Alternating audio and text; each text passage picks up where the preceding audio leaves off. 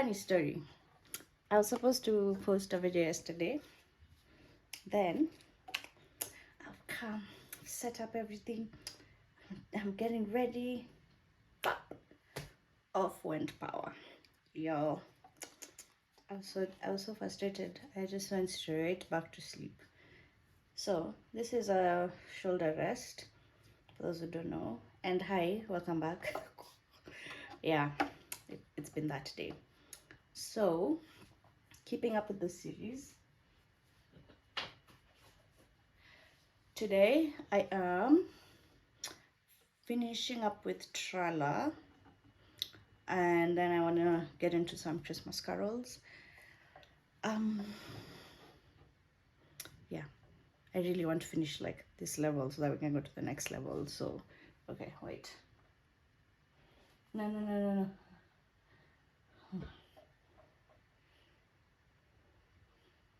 Okay, play along to this video.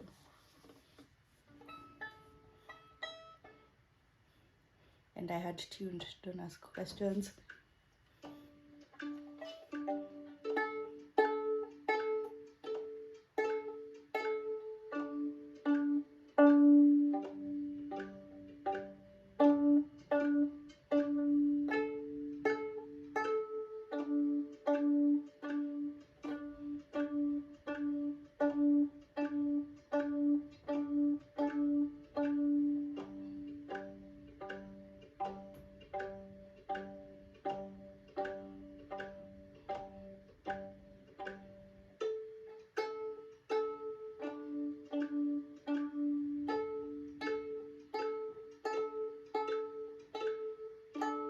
Oh, whoops. Okay, in my defense, I was really thinking about putting this bow down, so let me try that again.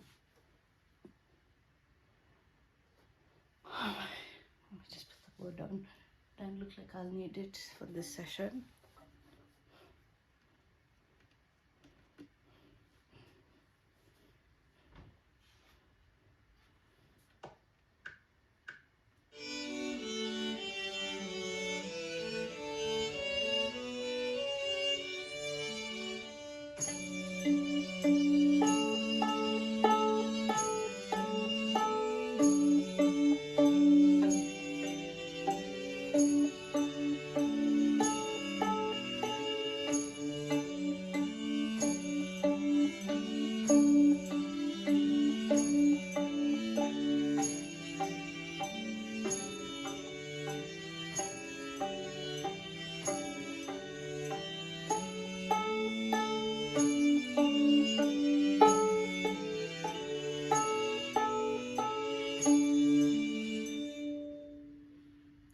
Oh, okay.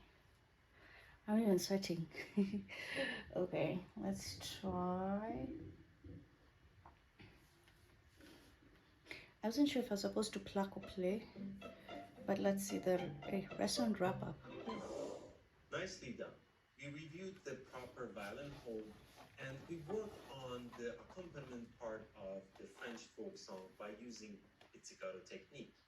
Now, every time you practice, make sure your body is in a very relaxed state and you don't have any tension while you're practicing. Congratulations. Lesson complete. All right. Now, use your bow to practice this song. Okay, so this is a bow song. Okay, at least. Okay. Huh.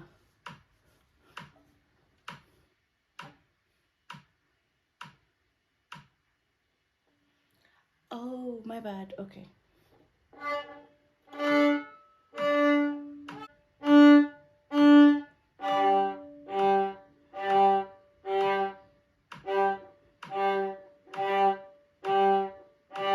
I am back on Trala. Yeah. Hold on. Let me show you. It's time to make some noise. Over the next few lessons, we're going to talk about sound production. We're going to introduce some new exercises and talk about how to use the bow to make the most beautiful sound. That's our primary goal as violinists. Our first few sounds aren't going to sound super pretty, and that's okay. Now let's get to work.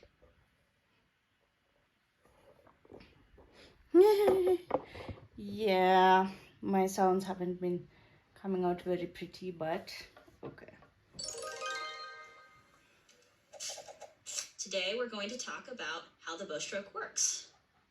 When we play with the bow, we always want to make sure that our bow arm opens up from the elbow first and not from the shoulder. In order to practice this motion, we're going to use soaping. To soap, take your left arm right out in front of you, take your bow arm, and place its hand on the arm. Make sure that you still have that hanging elbow. We want to make sure that our shoulder doesn't creep up towards our ear or that our elbow sticks up. Once you've found your hanging arm position, move your hand out towards your fingers. This is the down bow. Now we're going to scoop our hand back up to the shoulder. This is the up bow. Notice how your wrist has created a slight bump.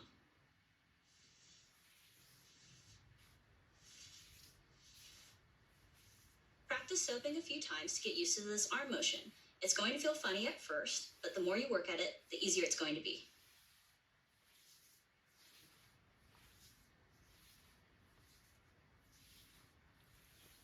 Okay.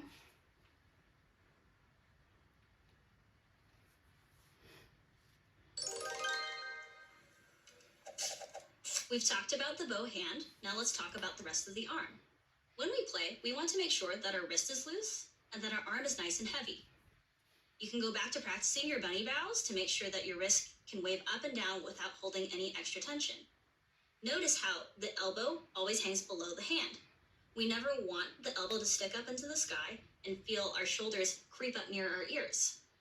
In order to practice this heaviness in your arm, you can just flop your arm until it feels like cooked spaghetti. You can also feel the dead weight of your arm by supporting your arm with your left hand. Let go of your left hand and see if your arm drops.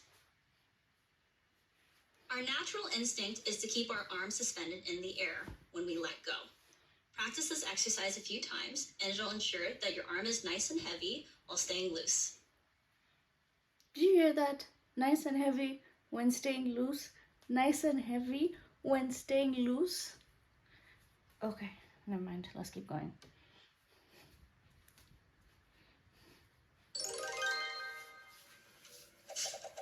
Now that your soaping's looking really good, let's go ahead and try it with the bow. We're going to use shoulder bowing to help us with the bow stroke. Take your trusty cleaning cloth and put it over your shoulder.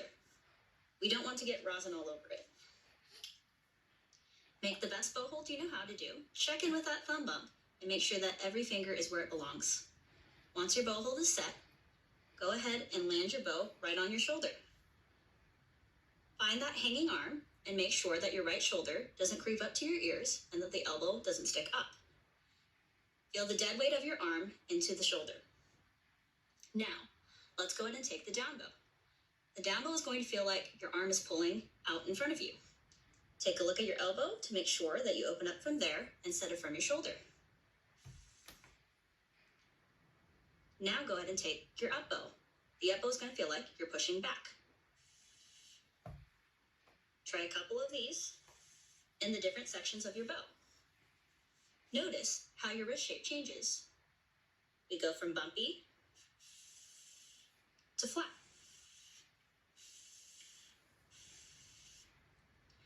Practice this a few times, and once we put it on the string, it's going to feel so good.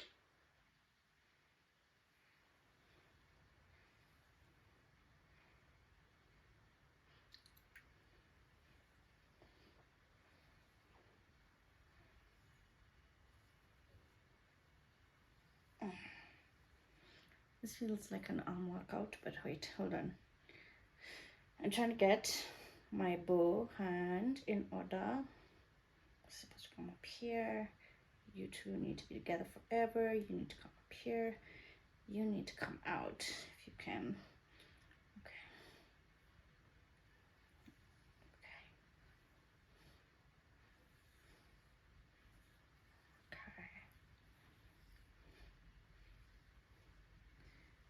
The shoulder move from the elbow. Okay. Let's see. Don't tell me. Listening exercise. Okay. When we play, There are 3 different kinds of tone. The 3 different. When we really hug the string, we still can hear the resonance of the instrument. We want to make sure that we always hear the clearest, most beautiful sound. Listen and see if you can identify the 3 different kinds of tone. Watch carefully and see if you can notice anything different.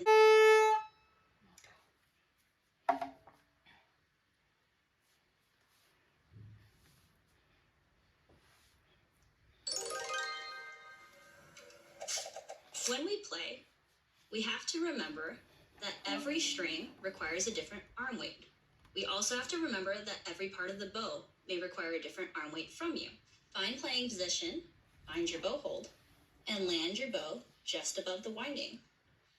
Now imagine 5 pounds just sinking into the string. Do you feel how relaxed your bow arm is?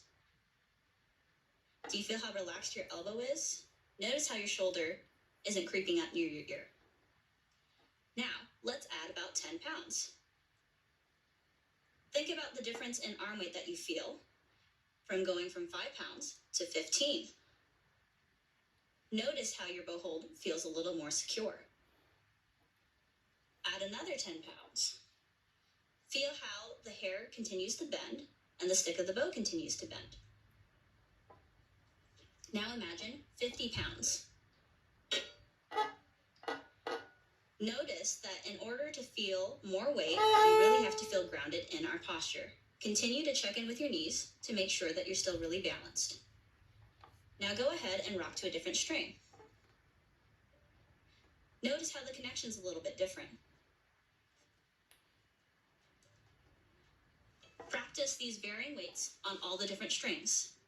You'll definitely feel that every string requires a different amount of weight. The E string will always be able to take less weight than the G string, and it's because the G string is thicker and stronger. Remember that as we continue to work on discovering the different kinds of arm weight, that we're always doing this to create a beautiful sound.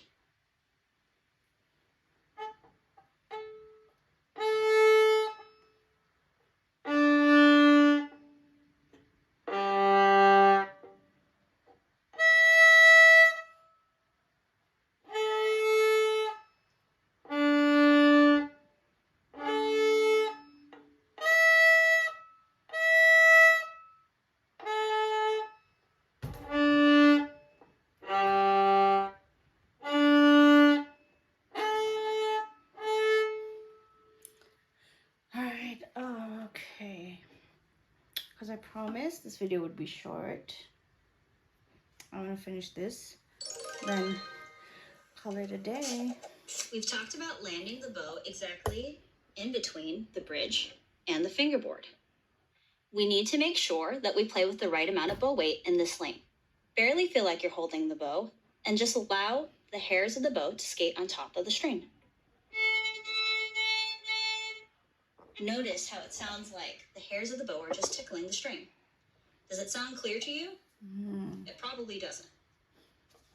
Now, let's try a lot of weight. Imagine 100 pounds sinking into the string. Christmas carols now. Attempt. So this is Away in a Manger.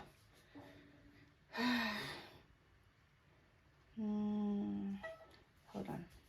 I'm already wearing glasses and I still can't see. Okay, there we go.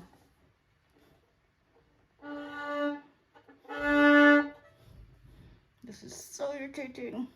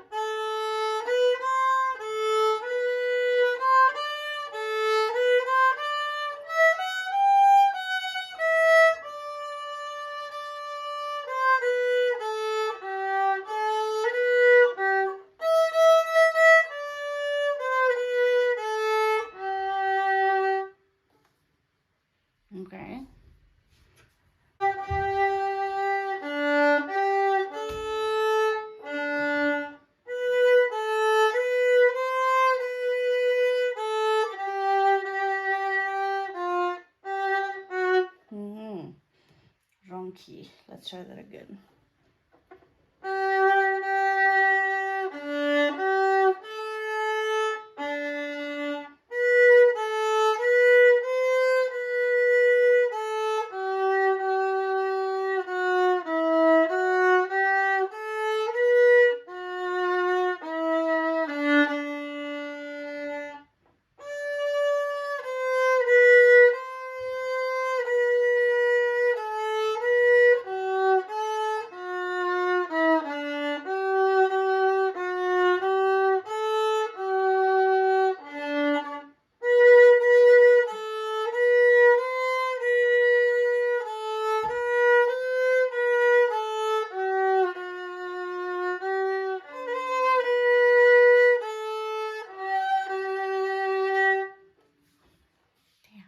Because I need to go be with my baby. But tomorrow, what is in store for tomorrow? Definitely more of this bow posture, this class. And let me just show you where it is. More of this. And we fine-tune on our Christmas carols. I'm thinking of doing like a TikTok live and just playing some of the carols. So yes, I want to call it a day because I also need to find my rosin. Bye bye. Thanks for coming to class with me.